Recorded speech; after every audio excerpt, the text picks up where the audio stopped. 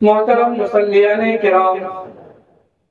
جس طرح انسانوں کا نصیب ہوتا ہے اسی طرح زمینوں کا بھی نصیب ہوتا ہے۔ جس زمین کا نصیب اونچا ہوتا ہے وہاں اللہ کا گھر تعمیر ہوتا ہے، اور وہ زمین پر سب سے زیادہ خیر و برکت والی جگہ اگر کوئی ہے تو وہ اللہ کا گھر یعنی مسجد ہے۔ مسجد کہتے ہیں سجدے کی جگہ کو، چونکہ مسجد نماز کی ادائیگی کا مقام ہے اور نماز میں اہم ترین حصہ سجدہ ہے، اس لیے مسجدوں کو سجدے کی نسبت سے سجدہ گاہ کا نام دیا گیا ہے۔ مسجد ہر اس آبادی اور بستی کی بنیادی ضرورت ہے جہاں مسلمان آباد ہوں۔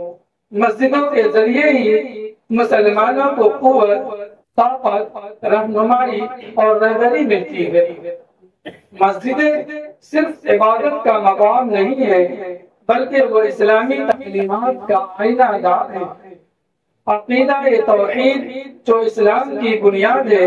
اس کی عملی شکل مسجد میں دیکھنے کو ملتی ہے۔ اسی طرح مساوات اور برابری بھی جیسی اور جتنی کچھ مسجد میں ہے دنیا کی کسی عبادت گاہ میں نہیں۔ مسجد میں امیر و غریب، عالم و جاہل، حاکم و محکوم اور بادشاہ و رعایا سب ایک ہی سب میں کھڑے نظر آتے ہیں۔ اسلام کا یہ جو اعلان ہے کہ کسی عربی کو عجمی پر، عجمی کو عربی پر، کالے کو گورے پر، گورے کو کالے پر کوئی برتری حاصل نہیں ہے، اس کی بہترین تصویر مسجد میں نظر آتی ہے۔ مسجدوں سے ایمان والوں کو دین کا شعور ملتا ہے اور مشکل حالات میں راہ حق پر استقامت کا سبق بھی۔ دین کے خلاف پھیلانے جانے والی غلط فہمیوں کا پردہ بھی انہی مساجد کے منبروں سے چاک کیا جاتا ہے اور اسلام اور مسلمانوں کے خلاف اٹھنے والے فتنوں کا منہ توڑ جواب دیا جاتا ہے۔ مسجد کے محراب و منبر ہی سے جہالت و ضلالت اور شرک و بدعت کے خلاف مضبوط آواز ابھرتی ہے۔ یہیں سے شریعت کے احکامات کو دلائل کے ساتھ بیان کیا جاتا ہے۔ معاشرت کے بہترین اصول کی تعلیم بھی یہیں سے ملتی ہے۔ بھلی باتوں اور اچھی صفات کی دعوت کا مرکز بھی مسجدیں ہی ہیں۔ مسلم معاشرے کو جن باتوں یا جن چیزوں سے نقصان پہنچ سکتا ہے ان میں سے اکثر و بیشتر کا راستہ مسجدوں کی برکت سے بند ہو جاتا ہے۔ مسجدیں ایمان و اسلام، محبت و اخوت، عدل و مساوات، خیر خواہی اور غمگساری، صدق و صفا اور مہر و وفا کا مرکز ہے۔ اسلامی معاشرے میں ہدایت اور برکت مسجد کے ذریعے ہی تقسیم ہوتی ہے۔ اسی لیے مسلمانوں کو اس بات کا حکم دیا گیا ہے کہ وہ ہر بستی میں مسجد تعمیر کرے، اس کی خدمت کرے، اسے صاف ستھرا رکھے اور اپنے سجدوں سے اس کو آباد رکھے، اور اپنے سجدوں سے اس کو آباد رکھنے کی فکر کرے کہ جب تک مسجدیں آباد ہیں مسلمانوں کے گھر اور ان کے محلے بھی آباد ہیں، اور مسجدوں کی ویرانی مسلمانوں کے محلوں اور بستیوں کی ویرانی ہے۔ محترم مصلیان کرام، مسجدیں جہاں دین و ایمان اور اخلاص و اخلاق کی تعلیم دیتی ہے وہیں مسجدوں سے امن و امان اور ہر انسان کے احترام کا بھی درس دیا جاتا ہے۔ یہ کیسی افسوسناک بات ہے کہ جن مسجدوں سے امن و امان کی دعوت معاشرے میں پھیلتی ہے انہیں کو فرقہ باز عناصر ملک میں نفرت پھیلانے کا ذریعہ بنا رہے ہیں اور تاریخی حقیقتوں کو نظر انداز کر کے ملک کی چند مساجد پر قبضہ کی کوشش کر رہے ہیں۔ ماضی میں بابری مسجد کے ساتھ جو معاملہ ہوا وہ ہمارے دلوں کو داغ ہے، اور اب سنبھل، دہلی اور بدایوں کی جامع مسجد سمیت دوسری کئی مساجد نیز اجمیر کی درگاہ کو بھی بلا وجہ متنازع بنایا جا رہا ہے، اور میڈیا کے ذریعے پورے ملک میں غلط فہمی پھیلائی جا رہی ہے۔ 1991 میں عبادت گاہوں کے تحفظ کے سلسلے میں بنائے گئے قانون کو نظر انداز کر کے عدالتیں بھی ایسے فیصلے دے رہی ہے جن سے قانون کی بالادستی متاثر ہو رہی ہے۔ پچھلے دنوں سنبھل کی جامع مسجد کے سلسلے میں نچلی عدالت کا جو رویہ سامنے آیا اور جس طرح بے بنیاد چیزوں کو اہمیت دے کر فوری طور پر سرنے کی اجازت دی گئی، اس کی وجہ سے عدالتوں کے وقار پر اثر پڑتا ہے۔ نہ صرف مسلمانوں بلکہ ملک کے انصاف پسند باشندوں کا بھی یہ احساس ہے کہ فرقہ پرست عناصر بلا وجہ مساجد کے معاملے کو توڑ دے رہے ہیں اور اس کے ذریعے نفرت کا ماحول قائم کر رہے ہیں۔ اصل میں ایک سوچے سمجھے منصوبے کے تحت جھوٹی باتیں پھیلائی جا رہی ہے اور اس بات کی کوشش ہو رہی ہے کہ میڈیا کی طاقت کے ذریعے جھوٹ کو سچ قرار دیا جائے۔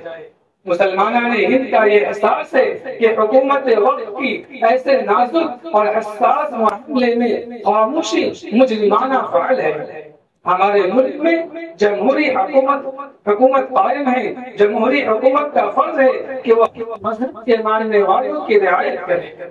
ان کے مذہبی مقامات کی حفاظت کرے اور دو گروہوں کے درمیان کوئی تنازع نہ پیدا ہونے دے۔ مگر افسوس ہے کہ مساجد کے معاملے میں حکومت نے خاموش رہنے کو ترجیح دی۔ آل انڈیا مسلم برادری بورڈ حکومت وقت سے یہ کہتا ہے کہ وہ آگے بڑھے، اپنی خاموشی توڑے، اپنا فرض نبھائے، ظلم پر ظلم قرار دے، ملک کی اتحاد اور صالحیت کی فضا کو برقرار رکھنے کی فکر کرے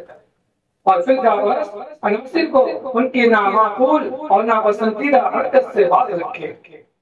آل انڈیا مسلم برادری بورڈ نے اپنا یہ موقف بھی ظاہر کیا ہے کہ حکومت ہند کی جانب سے 1991 میں عبادت گاہوں کے تحفظ کے لیے بنائے گئے قانون کی روح سے عدالتوں کے لیے اس بات کی گنجائش نہیں ہے کہ وہ کسی عبادت گاہ کے سلسلے میں اٹھنے والے نئے تنازع پر سماعت کرے۔ سنبھل کی جامع مسجد سمیت قطب مینار کی مسجد، مدرہ کی شاہی عیدگاہ، مسجد بدایوں اور دہلی جامع مسجد اور ایم پی کی کمال الدین مسجد کے سلسلے میں نچلی عدالتیں جس طرح مختلف درخواستوں کو قبول کر رہی ہے، یہ 1991 کے قانون کے خلاف ہے۔ محترم حضرات، مناسب معلوم ہوتا ہے کہ مساجد کے ذمہ داروں اور متولیان کی معلومات کے لیے 1951 میں بنائے گئے قانون کی تھوڑی سی تفصیل ذکر کر دی جائے۔ 1991 میں مختلف عبادت گاہوں کی حفاظت کے لیے یہ قانون بنایا گیا تھا، جس میں یہ بات درج کی گئی کہ 15 اگست 1947 کو جس عبادت گاہ کی جو حیثیت تھی اس میں کوئی تبدیلی نہیں کی جائے۔ یہ قانون اس لیے بنایا گیا تھا تاکہ کسی بھی گروہ کی طرف سے کسی بھی عبادت گاہ کے سلسلے میں تنازع کو روکا جا سکے۔ قانون بنانے والے کے پیش نظر یہ بات تھی کہ اس قانون کے ذریعے فرقہ وارانہ ہم آہنگی کو برقرار رکھا جا سکے گا۔ اس وقت کے وزیر داخلہ نے 10 ستمبر 1991 کو لوک سبھا تقریر کرتے ہوئے اس قانون کے سلسلے میں یہ کہا تھا، اس قانون کو ہم ہندوستان کی بھائی چارگی، امن و محبت کی شاندار اور عظیم روایت کو فروغ دینے والے قانون کی حیثیت سے دیکھتے ہیں۔ آزادی سے کچھ پہلے ملک میں امن و آشتی اور اتحاد و یکجہتی کی ہماری روایتوں کو نقصان پہنچا تھا۔ اسی کے پیش نظر موجودہ حالات میں ہم نے ماضی کے زخموں کو منتقل کرنے اور فرقہ وارانہ ہم آہنگی اور امن اور آشتی کو بحال کرنے کی کوشش کی ہے۔ اس قانون کی سیکشن 3 میں یہ بات درج ہے کہ تمام مذہبی مقامات کو اسی حالت میں محفوظ رکھا جائے گا جیسے کہ وہ 15 اگست 1947 کو تھے۔ قانون کے اسی حصے میں یہ بات بھی لکھی ہوئی ہے کہ کسی بھی مذہبی فرقے کے عبادت گاہ میں کلی یا جزوی تبدیلی نہیں کی جا سکتی ہے۔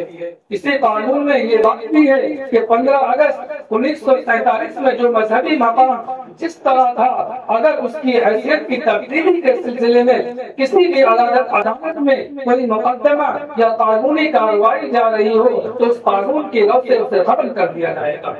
اور کوئی نیا مقدمہ یا قانونی کارروائی شروع نہیں کی جائے گی۔ اس میں کوئی شک نہیں کہ یہ قانون بہت سوچ سمجھ کر اور ملک کے وسیع تر مفادات کو سامنے رکھ کر بنایا گیا تھا اور اس کی وجہ سے بہت سارے تنازع ڈر گئے۔ مگر ابھی جو صورتحال ملک کے مختلف حصوں کی کئی مساجد کے بارے میں سامنے آ رہی ہے، اس سے مسلمانوں کی تشویش میں اضافہ ہو رہا ہے اور ملک کے انصاف پسند باشندوں کو بھی یہ محسوس ہو رہا ہے کہ 1991 میں ملک کے وسیع تر مفاد کے پیش نظر بنائے گئے قانون کو نظر انداز کر کے لا قانونیت کا راستہ اپنایا جا رہا ہے۔ ہمارا صاف صاف یہ کہنا ہے کہ ملک اسی وقت ترقی کر سکتا ہے جبکہ یہاں بسنے والوں کو آپس میں تال میل ہو، ایک دوسرے کے مذہبی احساسات اور جذبات کا پاس و لحاظ رکھا جائے، نفرت کے بجائے محبت کو فروغ دیا جائے، اور اس بات کی کوشش ہو کہ دستور میں دی گئی آزادی کے مطابق ہر شخص اپنے مذہب، تہذیب اور زبان کے اختیار کرنے میں آزاد اور خود مختار ہے۔ محترم مصلیان کرام، مختلف مساجد کے سلسلے میں ملک میں جو مذموم کوششیں ہو رہی ہیں اور مسجدوں کی آڑ لے کر جس طرح نفرت پھیلائی جا رہی ہے، اس کے علاوہ مختلف تدبیروں کے ذریعے مسلمانوں کو جس طرح نشانہ بنایا جا رہا ہے، ایسے مشکل حالات میں ملک کے تمام مسلمانوں کی بنیادی ذمہ داری ہے کہ وہ ہمت اور حکمت کے ساتھ اس کا مقابلہ کریں۔ تاریخ بتاتی ہے کہ جب کبھی اس ملت پر حالات آئے ہیں، ملت کے افراد نے مضبوطی کے ساتھ ان کا مقابلہ کیا ہے۔ حالات ہمارے لیے کوئی نئی چیز نہیں ہے۔ قرآن پاک میں ہمیں اس بات کی خبر دی گئی ہے کہ ایمان والوں کی آزمائش کی جائے گی، مختلف مرحلوں میں ان کا امتحان لیا جائے گا، جان و مال کی کمی کے ذریعے ان کے یقین کی قوت کو پرکھا جائے گا۔ ارشاد ربانی ہے وَلَنَبْلُوَنَّكُمْ بِشَيْءٍ مِّنَ الْخَوْفِ وَالْجُوعِ وَنَقْصٍ مِّنَ الْأَمْوَالِ وَالْأَنفُسِ وَالثَّمَرَاتِ وَبَشِّرِ الصَّابِرِينَ، اور ضرور ہم تمہیں آزمائیں گے کچھ ڈر اور بھوک سے، اور کچھ مالوں اور جانوں اور پھلوں کی کمی سے، اور صبر کرنے والوں کو خوشخبری سنا دیجیے۔ اسی طرح دوسرے مقام پر ارشاد ہے کہ لَتُبْلَوُنَّ فِي أَمْوَالِكُمْ وَأَنفُسِكُمْ وَلَتَسْمَعُنَّ مِنَ الَّذِينَ أُوتُوا الْكِتَابَ مِنْ قَبْلِكُمْ وَمِنَ الَّذِينَ أَشْرَكُوا أَذًى كَثِيرًا وَإِن تَصْبِرُوا وَتَتَّقُوا فَإِنَّ ذَلِكَ مِنْ عَزْمِ الْأُمُورِ۔ مسلمانوں، تمہیں اپنے مال و دولت اور جانوں کے معاملے میں اور آزمایا جائے گا، اور تم اہل کتاب اور مشرکین دونوں سے بہت سی تکلیف دہ باتیں سنو گے، اور اگر تم نے صبر اور تقوی سے کام لیا تو یقیناً یہی کام بڑی ہمت کے ہیں جو تمہیں اختیار کرنے میں مشکل حالات میں قرآن پاک ہمیں صبر اور استقامت کی تعلیم دیتا ہے۔ صبر کا مطلب ہے مناسب تدبیر اختیار کرتے ہوئے اپنے مشن پر کاربند رہنا اور اللہ تعالیٰ کے وعدوں کو پورا ہونے کا انتظار کرنا۔ استقامت کہتے ہیں اللہ تعالیٰ کے حکموں پر جم جانا اور ایمان کے تقاضوں کو ہمیشہ پورا کرتے رہنا۔ صبر اور استقامت کے علاوہ دشمنوں اور حریفوں سے مقابلے کے لیے ایک اور نسخہ بتایا گیا ہے، اور وہ تقویٰ ہے، یعنی اپنے دل میں اللہ تعالیٰ کا ڈر اور خوف پیدا کرنا۔ جب ہم اپنے دل میں اللہ تعالیٰ کا خوف رکھیں گے تو بہت سے دوسرے خوف اور ڈر ہمارے دل سے نکل جائیں گے، اور مشکل اور نازک حالات میں بھی ہماری زبان سے وہی بات نکلے گی جو حق اور سچ ہے۔ قرآن پاک میں اللہ تعالیٰ کا ارشاد ہے وَإِن تَصْبِرُوا وَتَتَّقُوا لَا يَضُرُّكُمْ كَيْدُهُمْ شَيْئًا، اور اگر تم صبر کرو گے اور تقویٰ کے راستے پر چلو گے تو ان کی تدبیریں تمہیں کوئی نقصان نہیں پہنچا سکیں گے۔ قرآن پاک کی ہدایتوں کے پیش نظر ملک کے تمام مسلمانوں سے یہ بات عرض ہے کہ ان مشکل حالات میں صبر و تقویٰ اور استقلال و استقامت اختیار کرے، اللہ تعالیٰ کے وعدوں پر یقین رکھے، مساجد کی حفاظت کے لیے ہر لمحہ کمر بستہ اور تیار رہیں، اور جب جیسی ضرورت پیش آئے اس کے مطابق مسجدوں کی حفاظت و خدمت اور اللہ تعالیٰ کے دین کی مدد و نصرت کے لیے اپنے آپ کو پیش کرے۔ جب ہم اپنی ذمہ داری کو پورے طور پر نبھائیں گے تو اللہ تعالیٰ بھی اپنے وعدوں کو پورا کرے گا، اور مصیبت و آلام کے وقت ہمیں راحت و آرام عطا فرمائے گا۔ وَمَا ذَلِكَ عَلَى اللَّهِ بِعَزِيزٍ۔ اپنے کعبہ کی حفاظت تمہیں خود کرنی ہے، اپنے کعبہ کی حفاظت تمہیں خود کرنی ہے، اب ابابیلوں کا لشکر نہیں آنے والا۔ دعا ہے کہ اللہ تعالیٰ مسلمانوں نے ان کی حفاظت فرمائے، مساجد، مدارس اور دینی و ملی جماعتوں اور تنظیموں کے سلسلے میں اہل ایمان کو اپنی ذمہ داری، اخلاص اور اہتمام کے ساتھ پوری کرنے کی توفیق دے اور مشکل وقت میں ہماری مدد فرمائے، آمین یا رب العالمین۔ وآخر دعوانا الحمد للہ رب العالمین۔